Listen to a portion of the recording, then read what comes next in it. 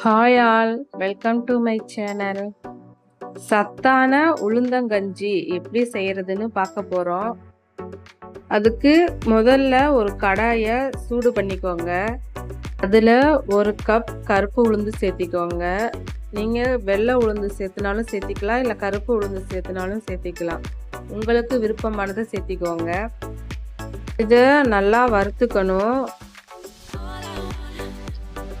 உளுந்து வறுத்துட்டு இருக்கும் போதே நல்லா வாசனை வரும். லைட்டாக கலர் சேஞ்ச் ஆகணும், அது வரைக்கும் நல்லா வறுத்துக்கோங்க. கருப்பு உளுந்தில் நிறையா சத்துக்கள் இருக்குது. குழந்தைங்கள்லேருந்து பெரியவங்க வரைக்கும் எல்லாருமே சாப்பிட்லாம். டெய்லி எடுத்துக்கலாம் இந்த உளுந்தங்கஞ்சியை. மார்னிங் பிரேக்ஃபாஸ்ட்டுக்கு இட்லி தோசை அது கொடுக்கறதுக்கு பதிலாக இந்த உளுந்தங்கஞ்சியை கொடுக்கலாம். ஏன்னா அது ரொம்ப ஸ்ட்ரென்த்து, வளர்கிற பிள்ளைங்களுக்கு ரொம்ப நல்லது. மாதிரி ஏதாவது டிஃப்ரெண்ட்டாக செஞ்சு கொடுத்தா பிள்ளைங்களும் நல்லா விரும்பி சாப்பிடுவாங்க. இப்போது உளுந்த தனியாக ஒரு பிளேட்டில் கொட்டி ஆற வச்சுக்கணும். அடுத்தது சிகப்பு அவல் அரை கப் சேர்த்துக்கணும். அதையும் நல்லா வறுத்துக்கோங்க. சிகப்பு அவலை நீங்கள் கொஞ்ச நேரம் வறுத்தாலே போதும், இது டக்குன்னு வறுபட்டுரும். நீங்கள் அவளுக்கு பதிலாக பச்சரிசி கூட சேர்த்துக்கலாம். அதையும் அரை கப்பே சேர்த்துக்கோங்க. வறுத்து வச்சிருக்க உளுந்து கூட வறுத்த அவலையும் சேர்த்து நல்லா ஆற வச்சிருங்க. கொஞ்சம் கூட சூடு இருக்கக்கூடாது, நல்லா ஆறிடணும்.